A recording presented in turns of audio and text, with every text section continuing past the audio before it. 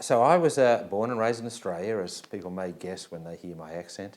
Although interestingly, accents are a funny thing. People often think it's British or who knows what they imagine.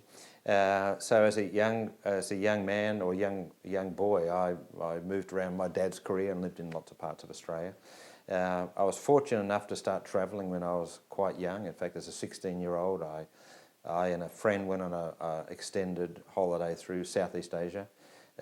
And I was 16 a lot of years ago, so it was a different kind of world then. I worked in a number of different industries before I actually got into the academy. And in fact, I was a very non-traditional student. I didn't even finish high school. I had to go back later on and do the equivalent of that at what you'd call a community college.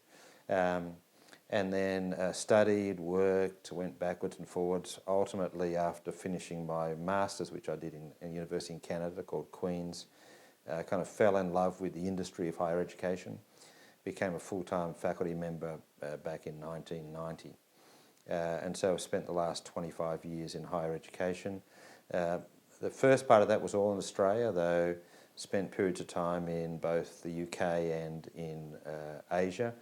And then we moved to the US 14 years ago at a university called Central Washington in Washington State, and then Concordia College, which is in Minnesota, and then of course just a matter of weeks ago arriving here at Montclair State.